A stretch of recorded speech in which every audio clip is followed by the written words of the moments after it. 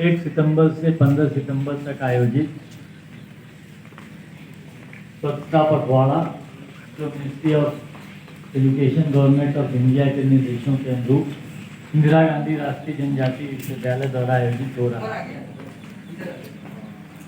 तो वैसे तो हम जो है संकेंद्रित होंगे स्वच्छता से जुड़े बहुत सारे कार्यक्रमों और विमर्शों को इन 15 दिनों तक, लेकिन इस उम्मीद के साथ ये संदेश जो है हमेशा के लिए स्वच्छता की सफाई की आदत हमारे अंदर जो है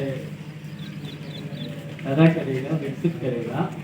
हमारे बीच में कार्यक्रम की अध्यक्षता कर रहे हैं माननीय कुलपति जी आ गए हैं और उसके साथ साथ हमारे कुलसचिव महोदय हैं, फाइनेंस ऑफिसर साहब हैं और डीन एकेडमिक तालुक कोटी सर हैं, प्रोफेसर श्यामल सर हैं और हमारे सारे मित्र अध्यापकगण हैं और हमारे वॉलंटियर्स, हमारे स्टूडेंट्स भी स्वच्छता की शपथ लेने के लिए तैयार हैं।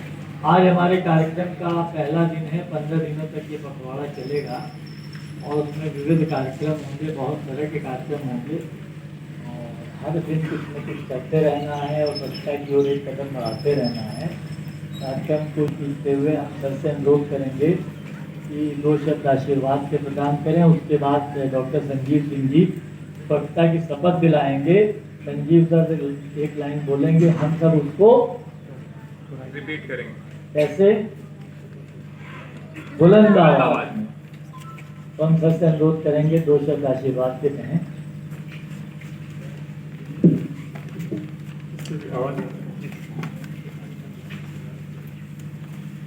धन्यवाद प्रोफेसर राघवन। राष्ट्रीय सेवा योजना के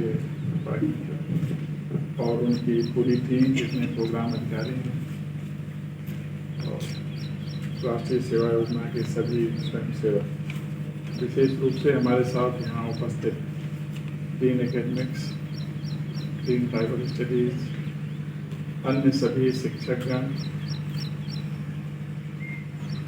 हमारे कुलसचिव महोदय, वित्ताधिकारी महोदय, अन्य सभी अधिकारीगण, कर्मचारीगण और ये विद्यार्थी। भारत सरकार की ओर से, विशेषकर शिक्षा मंत्रालय की ओर से आज से स्वच्छता पखवाड़ा मनाया जा रहा है, जिसका श्रेय गणेश हमारे विश्वविद्यालय में आज की तिथि पर हो रहा है। हम सभी जीवन में स्वच्छता का महत्व जानते हैं। हमारे विश्वविद्यालय के लिए कहा जाता है कि ऐसा कैंपस है के बीच तो पूर्णतः क्लीन कैंपस और ग्रीन कैंपस है, स्वच्छ और हरित। जीवन में हमेशा स्वच्छता की आवश्यकता पड़ती है, मन में, विचार में, व्यवहार में और परिवेश में। हम जहाँ रहते हैं, जिस तरह से रहते हैं, अगर व्यवस्थित हैं तो मानकर चलना चाहिए कि स्वच्छता में हमारी सारी रुचि है, अर्थात स्वच्छता हमें व्यवस्थित व्यक्ति बनाती है। स्वच्छता के कई मायने लिए जाते हैं। एक तो हमारे आसपास जो गंदगी है उसे हम हटाएं, स्वयं जो अपशिष्ट पदार्थ हैं जिनका हमने प्रयोग कर लिया है अथवा जो अनुप्रयुक्त हैं उन्हें ऐसे स्थान पर रखें जहां से उठाकर उन्हें उनके योग्य उचित स्थान पर पहुंचाया जा सके। स्वच्छता एक सामूहिक कर्म भी है।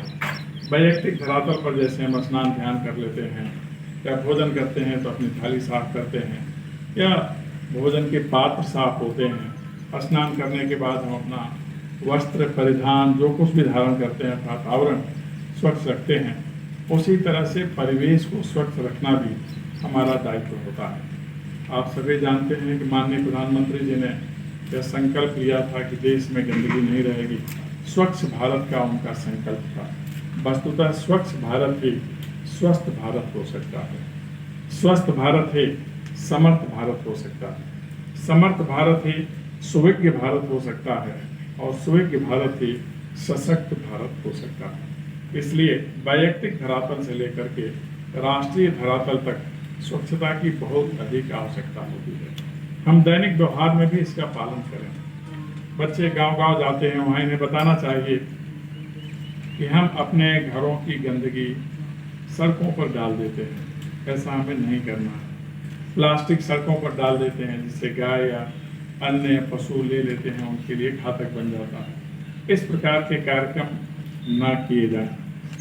कचरा को कचरा के स्थान पर रखा जाए।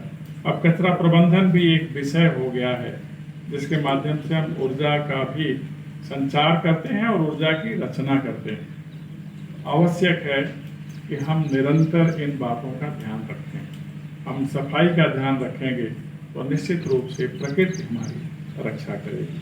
कोरोना काल में आपने देखा है कि जो परिवेश स्वच्छ था वहाँ उसका कम से कम दुष्प्रभाव पड़ा, और जहाँ स्वच्छता नहीं थी उसका बहुत अधिक प्रभाव पड़ा। इसलिए हमारी सुरक्षा के लिए, जीवन को सुरक्षित रखने के लिए और सुरक्षित यात्रा करने के लिए, जीवन की यात्रा करने के लिए स्वच्छता बहुत आवश्यक है। मेरा आप सभी से अनुरोध है कि इसको ध्यान में रखें, जीवन में उतारें, समाज में सभी लोग इसका पालन करें। इसके लिए हमें प्रयास करना चाहिए। सामूहिक अभ्यास ही उन्नति का आधार होता है। आप सभी ने ध्यानपूर्वक सुना, इसके लिए बहुत बहुत धन्यवाद।